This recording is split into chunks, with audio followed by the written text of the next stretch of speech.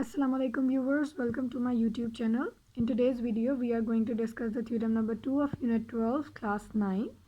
This theorem is converse of the theorem number 1. Theorem number 1 of this chapter has been discussed in the previous videos. If you haven't watched it, then I'll share its link in the I button and description box. You can go and watch it. Now moving towards the statement of this theorem. Any point equidistant from the end point of a line segment is on the right bisector of it. ये theorem जो है ये theorem number 1 का converse है, यानी कि उसका opposite है. ठीक है, जो चीज़ हमने वहाँ पे प्रूव की थी वो इस थ्योरम में हमारे पास गिवन है. स्टेटमेंट इसकी पहले हम समझ लेते हैं. उन्होंने स्टेटमेंट में ये कहा है कि हमारे पास कोई एक लाइन सेगमेंट है और हमारे पास एक पॉइंट है जो कि उस लाइन सेगमेंट के राइट बाइसेक्टर पे है और लाइन सेगमेंट के एंड पॉइंट से इक्वी डिस्टेंस यानी कि बराबर के डिस्टेंस पे है. थ्योरम की स्टेटमेंट को देखते हुए अब हम लोग उसकी फिगर ड्रॉ करेंगे. इसमें उन्होंने क्या कहा है कि हमारे पास एक लाइन सेगमेंट है, सो हमने एक लाइन सेगमेंट ड्रॉ की ए बी.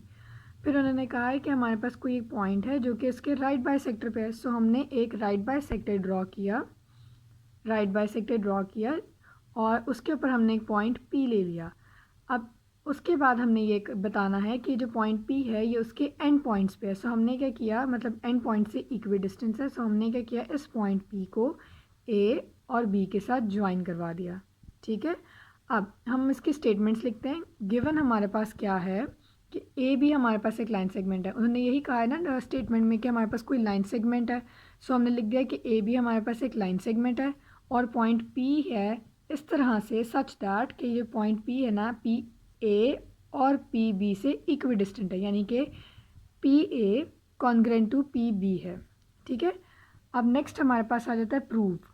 हमने क्या करना है कि जो हमारे पास ये वाला पॉइंट पी है ये ए बी से इक्वी डिस्टेंट है और ये उसके राइट बाइसेक्टर पे है. ठीक है, सो प्रूफ की स्टेटमेंट क्या है, the point P is on the right bisector of A B.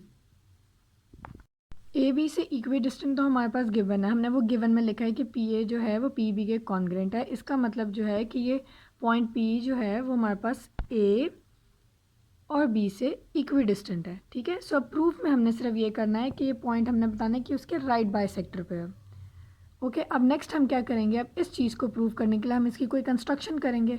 सो हम लोग क्या करते हैं, हम लोग करते हैं पी को किसी मिड पॉइंट से ज्वाइन करते हैं, यानी जो ए बी का मिड पॉइंट है. सो हमने क्या किया, पी को सी से ज्वाइन कर दिया और हमने कह दिया जो सी है ना ये हमारे पास इस ए और बी का मिड पॉइंट है. Okay, so now we are going to prove the theorem with statements and reasons. ठीक है, हमारे पास ये एक फिगर बनी हुई थी जो हमने थ्योरम की स्टेटमेंट को देख कर बनाई है. अब हम इसको प्रूव करेंगे. प्रूफ में स्टेटमेंट में हमारे पास पहली क्या लाइन है, in triangle A C P correspondence to triangle B C P. ये जो दोनों ट्रायंगल हैं हमारे पास ये आपस में कॉरस्पॉन्डिंग है. ठीक है, कॉरस्पॉन्डिंग ट्रायंगल्स हैं हमारे पास. अब इन दोनों ट्रायंगल्स में हम देखते हैं हमारे पास क्या चीज़ें आ रही हैं. ठीक है, सो फर्स्ट हमने लिखा है यहाँ पे कि पी ए कॉन्ग्रेंट है पी बी के, ये हमारे पास गिवन है, हमने स्टेटमेंट.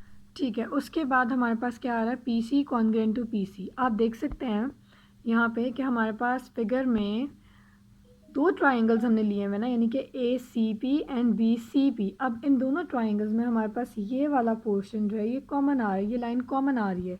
तो हम यहाँ पे लिखेंगे कि P C congruent to P C और ये हमारे पास रीजन क्या आ गई, कॉमन है. ठीक है, उसके बाद हमने लिखना है A C congruent to B C. अब ये हमारे पास कैसे आया, A C congruent to B C, यहाँ हमने राइट बाई सेक्टर ड्रॉ किया था जिसकी वजह से हमारे पास एक पॉइंट सी आया था. ठीक है, तो इसकी वजह से हमारे पास A C congruent to B C आ रहा है. सो हम ये रीज़न इसकी क्या दे रहे हैं, ये हमारे पास कंस्ट्रक्शन है. ओके, अब हमारे पास तीनों साइड्स की बात हो गई, तीनों साइड्स की हमने बात कर ली दोनों ट्राइंगल्स के. सो हम लोग यहाँ पे रीज़न देते हैं triangle A C P congruent to triangle B C P, यानी कि side side side congruent to side side side, यानी कि दोनों ट्राइंगल्स की साइड जो हैं वो इक्वल हैं एक दूसरे से.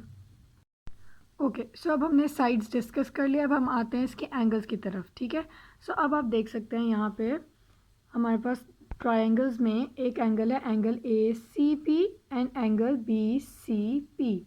ठीक है, अब हमने उनकी क्या रीजन दी है, angle A C P congruent to angle B C P corresponding angles of congruent triangle. ये दोनों ट्रायंगल्स कॉन्ग्रेंट है ना और इनके ये वाले एंगल्स कॉरस्पॉन्डिंग एंगल्स होते हैं. ठीक है, सो हमने इसकी रीजन दी है corresponding angles of congruent triangle. ठीक है, अब नेक्स्ट हम देखते हैं नेक्स्ट हमारे पास रीज़न आती है but measurement angle A C P plus measurement angle B C P हमारे पास आ रही है 180 डिग्री, ठीक है।